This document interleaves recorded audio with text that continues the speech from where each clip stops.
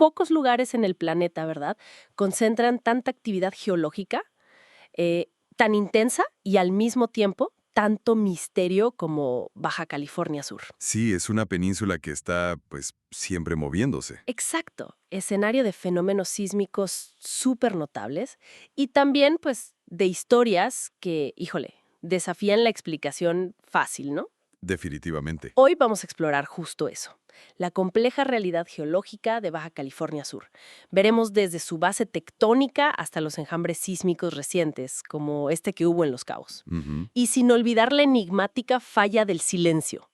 Nos vamos a basar en la información que viene en el documento Secretos bajo la arena. Y el propósito, fíjate, es ir un poquito más allá de solo describir. Queremos entender cómo la ciencia ve estos eventos, claro, pero también reconocer las preguntas que siguen ahí, ¿no? Y las narrativas, digamos, alternativas que surgen. Como las dos caras de la moneda. Exacto. Es una mirada a fondo, presentando las distintas facetas que revela el material que revisamos para tratar de entender esta tierra fascinante en, bueno, en toda su complejidad. Perfecto. Pues empecemos por el panorama general. Geológicamente hablando, Baja California Sur es como un rompecabezas, ¿no? Totalmente. Está justo en la confluencia de 5 placas tectónicas bien importantes: Norteamericana, Pacífico, Cocos, Ribera y Caribe. O sea, hay que imaginarse a la península como atrapada en una especie de... ¿Jaloneo? Sí, un tira y afloja tectónico, pero a cámara lenta. Se mueve hacia el noroeste unos 4.8 centímetros cada año. Imagínate. Y esa tensión constante, pues tiene su principal válvula de escape en el Golfo de California, Claro. que no es solo agua, ¿eh? Es una frontera tectónica súper activa, una zona donde la corteza, pues, se está separando. Este proceso de apertura ha creado toda una red de fallas, principalmente orientadas de norte a sur, que son las que causan la mayoría de los sismos. Ok. Suelen ser superficiales, de magnitudes moderadas, 3, 4, aunque a veces, bueno, llegan a niveles más altos, ¿no? 6 o hasta 7. Es la manifestación directa de cómo la placa del Pacífico se está llevando, digamos, a la península. Y me imagino que esta actividad no es igual en todos lados, ¿verdad? No, para nada. Dentro de la península misma, la costa del Golfo tiene su propia sismicidad, ligada a fallas más viejas, remanentes de cuando se extendió la corteza. Ajá. Pero la zona entre La Paz y Los Cabos, esa es particularmente interesante. Ahí la actividad es más dispersa, hay fallas que cruzan la península, como la de El Carrizal, por ejemplo, La transpeninsular. esa mera. Y es un área, además, muy propensa a enjambres sísmicos, o sea, esas secuencias de muchos temblores chiquitos. Entiendo. Y del otro lado, en el Pacífico. En cambio, la costa del Pacífico parece más tranquila. Hay sismos, sí, pero son más esporádicos, aislados. Esto sugiere que las placas, digamos, no están tan enganchadas en esa zona. Ya veo. El panorama general es el de un territorio que se está transformando, pero constantemente. El Mar de Cortés libera gran parte de la energía acumulada, pero las fallas internas también hacen su camba, absorbiendo tensión residual. Y esto no es solo una curiosidad de geólogos, no. Para nada. Tiene implicaciones directas en el riesgo sísmico. Por eso se insiste tanto, y lo menciona el prólogo de la fuente, en la necesidad de códigos de construcción adecuados, monitoreo continuo y, bueno, preparar a la gente. Claro, la prevención. Ahora, entremos en uno de los aspectos más, pues, desconcertantes que se detallan: la llamada falla del silencio. Uf, ese tema. Se describe como un corredor geográfico que va más o menos desde el sur de Loreto hasta La Paz y Los Cabos, y que está asociado a una serie de eventos inexplicables. O sea, desapariciones de barcos, aviones con problemas, Como el Triángulo de las Bermudas, pero versión peninsular. algo así, exacto. Se menciona la comparación con el Triángulo y también con la isla de los naufragios, que es Santa Margarita. Pero aquí lo interesante es que parece afectar también a los aviones. Sí, y una de las teorías científicas que se mencionan para tratar de explicar esto, basada en trabajos sobre otras zonas parecidas, es la de los hidratos de metano. Metano congelado. Exacto. La idea es que podría haber grandes depósitos de metano congelado en el fondo del mar. Si por alguna razón un cambio de presión, de temperatura, se liberaran de golpe, ¿Qué pasaría? podrían formar burbujas enormes, gigantescas, que reducirían la densidad del agua. Y claro, un barco ahí, ¡pum!, se hunde. ¡Wow! O si el gas llega a la atmósfera, podría afectar la densidad del aire o incluso los motores de los aviones. Es una hipótesis interesante, ¿no? Aunque bueno, difícil de comprobar directamente en esta zona específica. Y es que los relatos de incidentes marítimos ahí son, híjole, sí te dejan pensando. Se narra el caso del buque Olimpia en 1936. Un atunero gringo que se perdió al sur de Cerralbo y lo encontraron destrozado mucho más al sur en Bahía de los Frailes. Hubo sobrevivientes, pero nunca quedó claro por qué se desvió tanto. Misterioso, ¿no? Totalmente. O el del buque San Miguel en 1967. Un carguero de gas que iba de Topolopampo a La Paz. Reportó problemas de motor cerca de Cerralbo y luego, nada. Desapareció. Así nomás. Así nomás. Barco, 14 tripulantes, el capitán, esfumados. Sin rastro. Ni Jacques Cousteau lo encontró. Y eso, claro, alimentó las especulaciones sobre esta zona del silencio. Y luego está el caso del Salvatierra, que es muy conocido localmente. Sí, hundido en 1975 cerca de La Paz. Iba cargado de gas y turbocina. Reportaron un ruido bajo el casco y se hundió. Afortunadamente, el capitán ordenó evacuar a tiempo y no hubo víctimas. Qué bueno. Pero lo curioso es que este mismo barco, años antes, en el 71, ya se había encallado inexplicablemente cerca de La Paz, sin mal tiempo ni nada. Se dijo que fue desorientación o falla de brújula. O sea que ya tenía antecedentes raros en la zona. Exacto. Son estos incidentes, aunque separados por años, los que van tejiendo la leyenda, ¿no? Claro. Y como decías, no solo barcos. No, también afecta a aviones. Se reportan problemas recurrentes, fallos de comunicación, instrumentos que se vuelven locos de repente, pilotos desorientados, estática inexplicable. Un patrón que se repite. Sí, en distintos tipos de aviones, además. Quizás el incidente más llamativo por quién iba a bordo es el que involucró al Air Force One. El avión presidencial de Estados Unidos. El mismo, el 17 de agosto de 1983. Llevaba a Ronald Reagan y se aproximaba a La Paz. Fíjate, aunque la torre de control tenía personal y equipo estadounidense, Ajá. al cruzar la bahía para aterrizar, el avión sufrió un parpadeo de instrumentos y una pérdida total, de comunicaciones durante 3 minutos. 3 minutos. Y a la vista de la torre. Exacto. Lo estaban viendo, pero estaban incomunicados. Luego, tan súbitamente como empezó, todo volvió a la normalidad y aterrizó sin problemas. El incidente, claro, se clasificó. Nunca hubo explicación oficial. Hasta se menciona por ahí una discreta condecoración a técnicos mexicanos después. Como para, no sé, agradecer el silencio. ¿Quién sabe? Es muy extraño. Pero como dices, no es el único incidente aéreo notable en la región. No, el material recopila varios más. Algunos con causas técnicas confirmadas, como un DC-3 de Aeroméxico en el 67. Sí, ese se estrelló en La Paz. Pero otros son más enigmáticos, como un Cessna Caravan de Aeroservicios Guerrero que se estrelló en la Sierra de la Giganta en 2013. Perdió contacto después de despegar de Loreto y se habla de posibles fallas súbitas de navegación. Se menciona como un patrón, ¿no? Accidentes cerca del aeropuerto de La Paz que no tienen una explicación clara ni técnica ni humana. Incluso con avionetas de instrucción. También está el caso de la avioneta donde viajaba un político, Francisco Pelayo, en 2018. Tuvieron una falla de motor sobre el mar, cerca de San Evaristo. Los rescataron. Ajá, ¿y qué pasó ahí? La causa oficial fue falta de combustible, pero la fuente como que lo pone en duda, ¿sabes? Lo vincula a esta falla del silencio. Es interesante cómo se van conectando los puntos, aunque sean especulaciones. Incluso mencionan el aterrizaje forzoso de la avioneta del gobernador Víctor Castro en 2024. Sí, pero ahí aclaran que sí tuvo explicación normal, ¿no? Cizalladura de viento. Exacto. Aclaran que fue convencional, pero lo incluyen en el contexto de que son frecuentes los incidentes con avionetas en La Paz. Hay casos más recientes. Un Piper que perdió contacto viniendo de Guaymas en 2023 y se estrelló, y 2 incidentes en abril de 2025. Una Cessna cerca de Cerralbo y otra cerca de San Evaristo, donde los pilotos reportaron fallas súbitas de motor. Afortunadamente, ahí no hubo víctimas. Uf, qué historial. Todo esto nos deja con la pregunta en el aire sobre la falla del silencio. ¿Será el metano? ¿Serán fenómenos naturales que no entendemos? ¿O habrá algo más?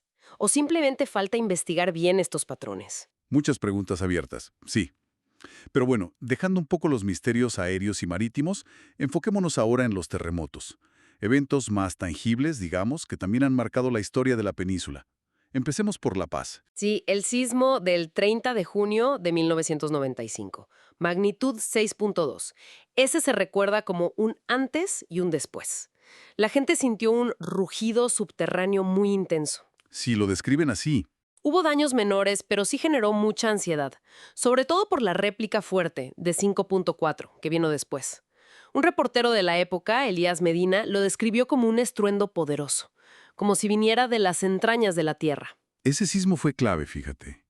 Fue el primero de esa magnitud registrado con instrumentos modernos cerca de La Paz. Y mostró características particulares. Su impacto fue tal que impulsó la creación de la red sísmica local en 1999. Ah, mira. Y esa red luego permitió detectar otros eventos, como un enjambre que hubo en 2004. Sirvió para mejorar el monitoreo, claro, pero también para aumentar la conciencia del riesgo y entender mejor cómo funcionan los ciclos sísmicos de la zona. Hay que recordar que ya había habido sismos importantes cerca de Cerralbo en 1969. O sea que ya había antecedentes. Y si nos vamos más al sur, a Los Cabos, también hay historias sísmicas interesantes, ¿no? Uf, fascinantes. Hay testimonios históricos. Por ejemplo, en 1849 hubo temblores que, curiosamente, se sintieron solo en Cabo San Lucas. ¿Solo ahí? ¡Qué raro! Sí. Un informe minero de la época hasta especulaba si tendrían que ver con una erupción volcánica lejana, en Isla Socorro. Y en 1835, un personaje local, Ildefonso Green Ceseña, relató cómo un sismo muy fuerte en San José Viejo provocó un deslave enorme en la Sierra de San Lázaro. Se menciona la falla San José como una estructura geológica importante que separa las dos áreas, San José y San Lucas. Interesante. La sismicidad en Los Cabos está ligada, claro, a la tectónica del Golfo, pero también podría influir la dorsal del Arcón. Es una estructura volcánica submarina a unos 100 kilómetros. Quizás su papel está un poco subestimado. ¿Y qué hay de eso que dicen los pescadores? Ah, sí. Es interesante notar esa percepción local de pescadores sobre cambios en la profundidad del lecho marino. Y está el caso extraño de la desaparición de 100 metros de playa en Los Frailes en abril de 2012. ¿100 metros? ¿Así nomás? De un día para otro. La explicación oficial fue erosión hacia un cañón submarino cercano, pero parece que no todos los científicos quedaron convencidos del todo con esa explicación. También en Los Cabos ha habido enjambres sísmicos, ¿no? Sí, varios. Uno en la Sierra de la Laguna en 2012, y más recientemente, entre septiembre y diciembre de 2023, el de Las Casitas, al sur de Miraflores. Ese último generó bastante preocupación local. ¿Por qué? La gente temía que fuera actividad volcánica, pero los expertos lo relacionaron más bien con fallas geológicas y la presencia de agua subterránea. Agua subterránea. Y hablando de actividad bajo tierra, se aborda la especulación sobre una posible caldera volcánica oculta bajo Cabo San Lucas. ¿Qué hay de eso? Bueno, es más bien especulación basada en reportes de la gente. Exacto.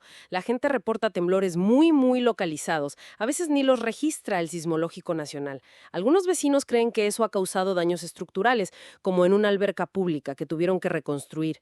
Las autoridades dicen que fue mala construcción, pero la gente duda. Ya veo. Y luego, el colapso de una calle, la calle Playas, en abril de 2025. Dicen que se escuchó un estruendo subterráneo antes de que se hundiera. La causa oficial, falla de drenaje. Pero, de nuevo, la gente escéptica. Incluso la universidad local va a hacer estudios en la zona de Cabo del Sol por reportes de crujidos y vibraciones subterráneas. Sí, se listan algunos sismos específicos que sí se han sentido o registrado en Cabo San Lucas en años recientes. Uno de 3.7 en 2016, cerca de Cabo Pulmo. Otro fuerte de 3.5 ese mismo año. Uno de 3.2 en 2017. Incluso un fuerte crujido sin registro sísmico en 2019. Son eventos que, pues, mantienen alerta a la población. Y aquí viene un dato que me pareció revelador. El descubrimiento de intensa actividad hidrotermal bajo Cabo San Lucas, bajo las colonias Cangrejos y la zona Diamante. Eso sí es un hallazgo importante. Se encontró por accidente, de hecho, en 2006, cuando perforaban para una planta desaladora. Y encontraron agua a más de 90 grados Celsius, muy cerca de otros pozos con agua fría. Hubo hasta rumores de lava entre los trabajadores. Que en realidad eran las brocas de perforación, ¿no? Al rojo vivo por el calor. Exacto, pero científicamente esto confirma que hay un sistema geotérmico activo debajo. Agua de lluvia y agua de mar se infiltran, Se calientan en profundidad por el calor de la Tierra, probablemente usando fallas locales como conductos, y luego ascienden. ¿Y eso qué implica? Pues un potencial considerable para energía geotérmica. Se estiman temperaturas de más de 150 grados Celsius en profundidad. De hecho, una empresa solicitó permiso en 2018 para explorar este recurso, para generar electricidad, desalinizar agua, hasta deshidratar alimentos. ¡Wow! Incluso se detectaron acuíferos termales muy superficiales, a menos de 10 metros, en la zona Diamante, que afectaron la construcción de un hotel de lujo. Tuvieron que reubicar sus cimentaciones. Entonces la pregunta es inevitable. ¿Está relacionada esta actividad termal, este calor subterráneo, con los temblores locales que siente la gente? Mira, la perspectiva científica actual es que el flujo de calor es un indicador de que la región está geodinámicamente activa. O sea, confirma que las placas se mueven y hay fallas activas. Ok. Era la causa directa de los sismos. Es parte del mismo rompecabezas geológico complejo. Están interrelacionados, sí, pero no es que el agua caliente provoque los temblores directamente. Entendido. Vaya, y esa actividad subterránea a veces coincide con eventos en la superficie de formas, pues, realmente inesperadas, ¿no? Como esa vez increíble en 2007 que mencionas, cuando La Paz tuvo que lidiar con un sismo y un huracán al mismo tiempo. Sí, un evento realmente extraordinario y un desafío enorme. Primero, el 1 de septiembre de 2007, un sismo de magnitud 6.1, con epicentro cerca de Isla Cerralbo. Ok. Días después, el 4 de septiembre, el huracán Henriette azota Los Cabos y avanza hacia La Paz. Y justo esa tarde, ¡pum!, una réplica importante, calculada en 5.4, sacude La Paz mientras la ciudad estaba en plena alerta por el huracán. ¡Qué locura! Me imagino el caos. El sismo seguro pasó casi desapercibido para muchos en medio de la tormenta. Exacto. Y además complicó todo técnicamente. La comunicación satelital con los sismógrafos falló por el huracán, así que esa magnitud de 5.4 podía no ser tan precisa. Claro. Y para Protección Civil, pues, fue un dilema terrible. ¿Mantienes a la gente refugiada por el huracán o la evacúas por el sismo? Científicamente, el sismo principal de Cerralbo también fue peculiar. Tuvo un mecanismo de falla poco común para el Golfo. ¿Y se sabe si hay alguna conexión real entre huracanes y sismos? O sea, ¿puede un huracán provocar un terremoto? Mira, no hay un vínculo causal que esté demostrado, comprobado. Pero eventos como el de 2007 sí que motivan la investigación. ¿Y qué se investiga? Hay una hipótesis. La presión atmosférica de un huracán muy intenso es bajísima.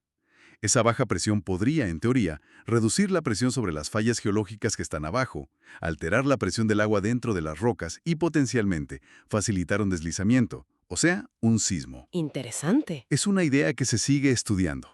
Aquel sismo de Cerralbo, por cierto, tuvo cientos de réplicas, y su actividad podría estar relacionada con otros eventos sísmicos posteriores, incluso años después. Vaya, dejemos La Paz y vayamos más al norte. El material nos lleva a Bahía Asunción, allá en la reserva del Vizcaíno, una zona que según entiendo se pensaba que era sísmicamente tranquila. Así es. Pero entre noviembre de 2006 y parte de 2007 vivió un enjambre sísmico muy intenso. Y lo notable fue la aceleración del suelo que se registró, extremadamente alta, de las mayores que se han medido en el estado. La descripción que hacen es impactante. Empezó la noche del 24 de noviembre de 2006. Siguieron cientos de réplicas en pocos meses. La gente entró en pánico. Sí, temían una erupción volcánica. Claro, hubo varios sismos que se sintieron muy fuerte. Se habla de un éxodo masivo, de gente huyendo, rumores de tsunami, las líneas telefónicas saturadas, gente acampando en los cerros o yéndose a Guerrero Negro. Un verdadero caos. Y científicamente, ¿qué pasó? Bueno, este enjambre puso en evidencia la actividad de fallas locales, como la falla San Roque y la falla Asunción. Forman parte de una zona de deformación más amplia que conecta, de alguna manera, la actividad del Golfo con la costa del Pacífico. O sea, mostró cómo se transfiere el estrés. Exactamente. Mostró cómo el estrés tectónico se transfiere a través de la península. Aunque se descartó el origen volcánico, sí hubo daños en viviendas y, claro, un fuerte impacto psicológico. Fue una llamada de atención importante sobre la necesidad de actualizar las normas de construcción, incluso en zonas consideradas de bajo riesgo. Desafió esa idea de calma sísmica. Y ahora el material nos mete en un terreno todavía más, pues, especulativo, ¿no? La posible conexión entre ovnis, volcanes y sismos. Sí, ese es un tema. Controversial. Se mencionan reportes de avistamientos cerca de volcanes activos en México, como el Popocatépetl o el de Colima. Supuestas luces entrando o saliendo de los cráteres. Sí, y ante esto se presentan varias hipótesis en el material. Algunas son científicas, podrían ser fenómenos eléctricos naturales, plasma generado por la actividad volcánica, cosas que se confunden con naves. Ok, otras son más especulativas, desde la ufología, que sugieren un interés extraterrestre en la energía volcánica o incluso bases ocultas. También se consideran simples fenómenos ópticos, atmosféricos, ¿no? La ceniza, el gas distorsionando la luz. Muchos avistamientos en volcanes como el Popo, de hecho, se han explicado como drones, reflejos, hasta insectos. ¿Y qué hay de la conexión ovnicismo? Se habla de reportes anecdóticos en distintas partes del mundo, Kobe, Ciudad de México en el 85, Chile, de luces extrañas vistas antes, durante o después de grandes terremotos. Aquí la ciencia sí ofrece una explicación parcial con el fenómeno de las luces sísmicas, o EQL, por sus siglas en inglés. Luces sísmicas. Sí, son fenómenos reales, aunque no se comprenden del todo. Están ligados a la liberación de energía durante un sismo. Podrían ser descargas eléctricas, plasma, gases ionizados. Se barajan mecanismos como la piezoelectricidad, que es la electricidad generada por presión sobre minerales como el cuarzo, o la triboluminiscencia, luz por fricción o fractura de rocas. Pero no explican todo, ¿verdad? No, esas teorías no explican todas las formas y comportamientos que se reportan.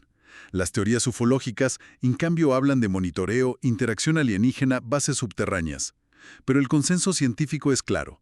No hay pruebas de un vínculo ovnicismo. Las EQL son un fenómeno geológico real, pero aún misterioso, no una confirmación de actividad extraterrestre. Entendido.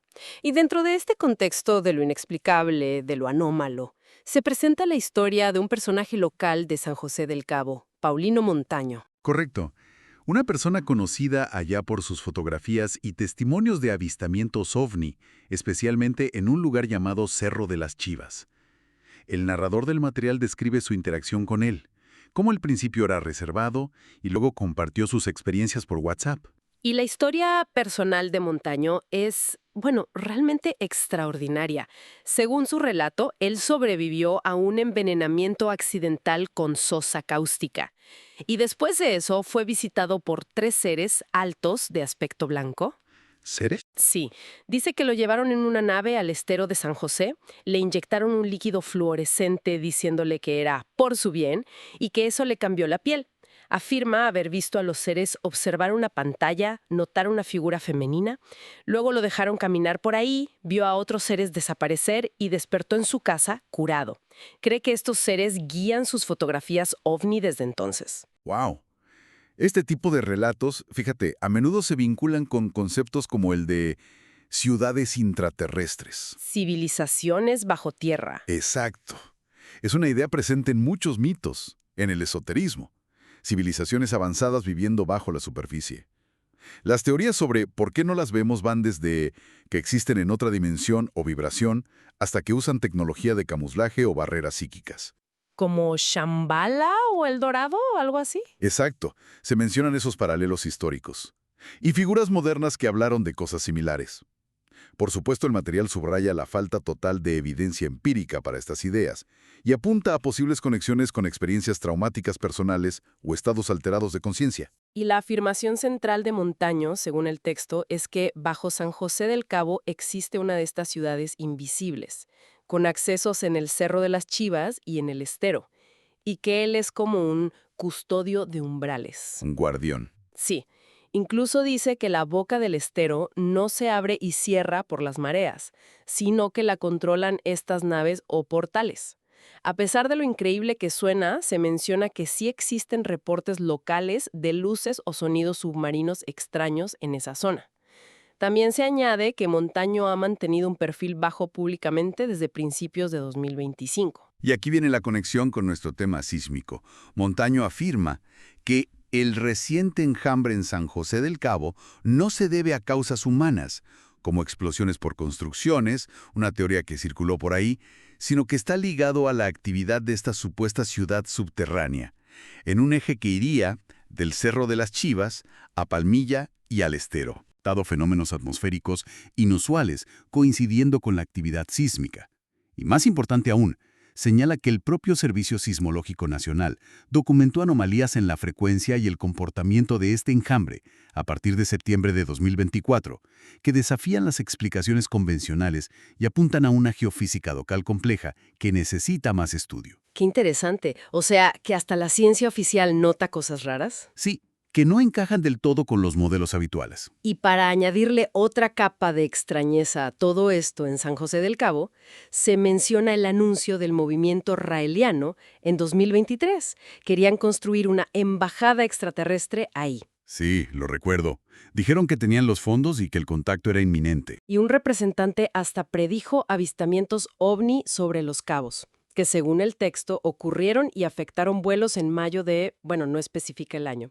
Se reunieron con el alcalde Oscar Lex buscando un terreno enorme para su diplomacia cósmica. Una historia peculiar sin duda. Y a principios de 2024 hicieron campaña en San José repartiendo material sobre la embajada y el contacto definitivo, e insinuando que ciertas señales, tal vez los temblores, lo anunciarían. Todo este caldo de cultivo, ¿no? Entre geología compleja, misterios que no se resuelven y narrativas alternativas, nos lleva directamente al evento que ha dominado la conversación local últimamente, el enjambre sísmico de San José del Cabo. Exacto. El inicio fue súbito, 3 de septiembre de 2024, poquito antes de las 5 de la mañana. Un sismo en magnitud 4.5 o 4.3 según otras fuentes, muy superficial a 5 kilómetros de profundidad y muy cerca de la ciudad a 4 kilómetros al suroeste. Muy cerca y muy somero. Sí, y lo llamativo, ya había reportes previos de retumbos guturales subterráneos y la naturaleza del evento. Un enjambre sin un sismo principal claro, algo que no tenía precedentes para la zona. ¿Cuántas réplicas? Más de 200 en las primeras 2 horas. Para enero de 2025, Sky Alert MX contaba más de 6.600 eventos, la gran mayoría microsismos, de magnitud 0.9 a 3.0, casi imperceptibles. Pero algunos sí se sintieron, y bien, por la poca profundidad, entre 5 y 15 kilómetros. Afortunadamente, no hubo daños mayores reportados. Científicamente, un enjambre es justo eso. Muchos sismos pequeños, generalmente sin uno grande que domine. Las explicaciones que manejan los expertos, el Sismológico Nacional, CICESE, Sky Alert MX, Volcano Discovery, apuntan a varias posibilidades. ¿Cómo cuáles? La principal es la interacción tectónica regional. Estamos en el límite de placas Pacífico-Norteamericana, hay influencia del sistema de fallas del Golfo. El enjambre parece ligado a una falla transformante local, quizás la falla Los Cabos, o alguna otra no bien documentada aún. Los epicentros están muy concentrados en esa área, al suroeste de San José, cerca de Querencia, Palmilla, Cabo Real. Ok, la tectónica. ¿Qué más? También se maneja la hipótesis de la lubricación por agua. Agua en las fallas. Sí, la idea que mencionaron Sky Alert MX e Infobae es que lluvias muy intensas como las del huracán Hillary en 2023 o tormentas fuertes en 2024 podrían haber infiltrado agua en las fallas. Esa agua reduciría la fricción entre las rocas y facilitaría los deslizamientos, o sea, los microsismos. Tiene lógica. Sí, pero es una posibilidad que requiere más estudio local para confirmarse. Y por supuesto también se considera como un ajuste general a las tensiones tectónicas de toda la región. Pudo ser una respuesta a estrés acumulado en el Golfo. ¿Y la percepción tan fuerte de estos sismos, aunque fueran chicos, se debe entonces a? A dos factores clave. Su poca profundidad, muy someros, y su cercanía a zonas pobladas como San José y Cabo San Lucas. El primer sismo de 4.5, por ejemplo, generó más de 500 reportes de percepción en las plataformas ciudadanas. La gente lo sintió mucho. ¿Y cómo se compara esto con la actividad sísmica normal de Baja California Sur? ¿Es realmente tan inusual? Pues mira, para Baja California Sur, que promedia unos 315 sismos al año, la mayoría imperceptibles, y muy pocos superando magnitud 4, este enjambre sí es notable, sobre todo por la cantidad enorme de eventos concentrados en tan poco tiempo y en un área tan pequeña. Ya. Es comparable a otros enjambres que ha habido en el Golfo, como uno en Loreto en 2018, pero este ha sido particularmente persistente. El monitoreo es constante por parte del SSN, CICESE, RESNOM, Volcano Discovery, Sky Alert MX, todos buscando entender mejor la falla involucrada y si el agua jugó o no un papel importante. Y la pregunta que seguro mucha gente se hace, ¿Esto tiene algo que ver con la falla de San Andrés allá en California? Es una pregunta muy frecuente, sí. La conexión es indirecta. A ver, ambas zonas, la falla de San Andrés y el sistema de fallas del Golfo de California, forman parte del mismo gran límite entre las placas del Pacífico y Norteamérica. Ok, son parte del mismo sistema. Exacto. Y el estrés tectónico puede transferirse a lo largo de este sistema, sin embargo, no es una extensión directa de la falla de San Andrés hacia acá. Los tipos de fallas predominantes son distintos. La de San Andrés es principalmente de rumbo, mientras que en el Golfo tenemos una combinación de fallas transformantes y de tipo rift, de separación. Entonces, no hay evidencia científica de que este enjambre en San José del Cabo fuera disparado directamente por algún evento en la falla de San Andrés. Las investigaciones del SSN y SICESI apuntan a causas locales, dentro del contexto de la tectónica del Golfo. Además, no hubo ningún sismo mayor en la falla de San Andrés justo antes de que empezara el enjambre. Queda claro. Es principalmente local, aunque influenciado por la región. Exacto. Influenciado por la tectónica del Golfo, pero no un efecto directo de San Andrés. Aún así, la cantidad de sismos reportada es impresionante. Se habla de más de 3.000 solo en septiembre de 2024, la mayoría en Los Cabos. Y siguieron ocurriendo, con eventos significativos, aunque no enormes, en marzo y abril de 2025. Es que esa es la naturaleza misma de un enjambre. Muchísimos microsismos. La energía se libera de forma muy distribuida, en pequeños pulsos, en lugar de un solo golpe grande. Los sismos que realmente se sintieron y generaron preocupación fueron relativamente pocos, comparados con el total. Como el inicial de 4.5. Exacto, ese. Uno de 4.1 en marzo de 2025, otro de 3.5 en abril. Esos fueron de los más relevantes sentidos por la población. Y bueno, el monitoreo sigue activo para entender cómo evoluciona esta actividad. Perfecto. Dejemos Los Cabos y su reciente actividad para viajar ahora en el tiempo y el espacio a Loreto, la antigua capital, que también carga con una historia sísmica, pues, dramática. Definitivamente, el material rescata un evento catastrófico que casi había caído en el olvido. El terremoto y posterior tsunami del 27 de agosto de 1810. Se conoce gracias a una carta que escribió el gobernador de la época, Goicoechea. Un sismo estimado en magnitud 7.4. Imagínate en 1810. Debió ser aterrador. Devastó Loreto, la misión, los edificios de gobierno, arsenales. Todo colapsó o quedó inservible. Se abrieron grietas en el suelo que expulsaban agua y hubo deslaves gigantescos en la Sierra de la Giganta, en un tramo enorme, desde Loreto hasta casi La Paz. Pero lo peor, fíjate, vino como una hora después. Un tsunami. Un tsunami en el Golfo. Sí, con olas descritas en la carta como gigantescas. Se estima que pudieron alcanzar hasta 20 metros de altura. 20 metros, es enorme. Impresionante.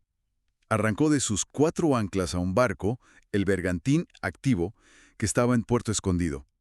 Lo intrigante es que un tsunami tan grande parece desproporcionado para un sismo de magnitud 7.4. Entonces, La causa más probable es que el sismo provocara un enorme deslizamiento submarino en el Golfo, y eso fue lo que generó esas olas tremendas.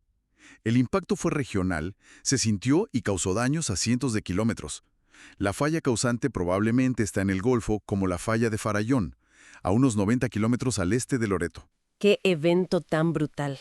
Y parece que la Tierra no dio tregua a Loreto, porque en 1878, otra vez. Sí, sufrió 2 sismos fuertes en solo 3 días. El 22 de abril, uno corto pero destructivo. Tiró la mayoría de los edificios que quedaban, abrió grietas de las que salía agua termal y arena, cambiaron los niveles de los pozos. ¿Y el segundo? El 25 de abril, ese fue más fuerte. Derribó la torre de la iglesia y dicen que solo quedaron 4 casas en pie en todo Loreto. Este vino acompañado de rugidos subterráneos, lo que sugiere un epicentro muy cercano. El daño se concentró mucho en Loreto. ¿Y qué causó esos sismos de 1878? En este caso, la causa probable fueron fallas más locales. Fallas corticales cerca de la costa, como la falla Loreto o la falla Escondido. La corta duración de los sismos y los efectos tan concentrados apoyan esta idea. Todo esto subraya el riesgo de Loreto, ¿no? Totalmente. Subraya que Loreto está en una zona de altísimo riesgo sísmico. Y el riesgo se agrava porque la ciudad está construida sobre sedimentos blandos no consolidados y con el nivel del agua muy superficial. Esto amplifica las sacudidas y favorece fenómenos peligrosos como la licuefacción del suelo, las fisuras, etc. ¿Qué lecciones deja esto? Pues la lección es clara. La historia sísmica y el potencial de tsunamis, aunque sean menos frecuentes que los sismos, deben guiar la planificación urbana, los códigos de construcción, la preparación de la gente. No se puede ignorar el pasado. Los testimonios de la época que se citan son realmente elocuentes. La carta del gobernador Goicoechea de 1810 describe la destrucción, el pánico por el tsunami, cómo afectó al barco activo y su súplica de ayuda. Y luego está el relato de un marino estadounidense que visitó La Paz en 1878 durante los temblores de Loreto. Sintió temblores menores en La Paz y le sorprendió la calma de un sacerdote local que simplemente comentaba terremoto, como si fuera, pues, parte de la vida cotidiana. Es que para algunas zonas lamentablemente lo es. Y estos relatos históricos, sumados a eventos más recientes, sismos de magnitud 7.0 en 1988 cerca de Loreto, 6.7 en 2006 cerca de Santa Rosalía, 6.3 en 2018 y otro enjambre con un sismo de 5.6 en abril de 2024, confirman a Loreto como una de las zonas sísmicamente más activas del Golfo de California. Está justo ahí, en el límite de placas. Pero se reconoce que han tomado medidas, ¿no? Sí, afortunadamente. Se elogia el enfoque proactivo de protección civil y la educación sísmica en Loreto como un ejemplo a seguir. Pero el riesgo es inherente. El movimiento constante de las placas, esos casi 5 centímetros al año, garantiza que la energía se sigue acumulando y sismos mayores, de magnitud 7.0 o más, son posibles. Y los sismos superficiales, como suelen ser ahí, pueden tener efectos muy amplificados. Por cierto, el material descarta una relación directa entre estos sismos y la actividad geotérmica cercana de San Juan Londó. Bueno, hemos cubierto muchísimo terreno hoy.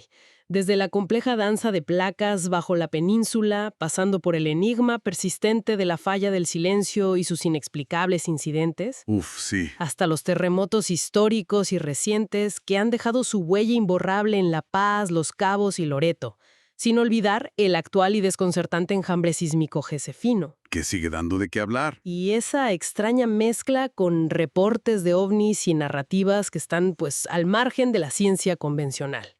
Después de todo esto, ¿qué podemos concluir? ¿Qué nos llevamos? Pues mira, yo creo que la conclusión principal es que estamos ante una región excepcionalmente dinámica y compleja. La ciencia geológica, la tectónica de placas, la mecánica de fallas, fenómenos como las luces sísmicas o la actividad geotérmica explican gran parte de lo que ocurre.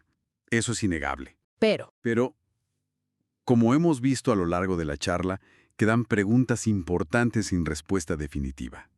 La identidad precisa de algunas fallas locales, los disparadores exactos de los enjambres como el de San José, los mecanismos, si es que hay alguno específico, detrás de los sucesos de la falla del silencio o la historia completa de eventos pasados como el tsunami de 1810 en Loreto.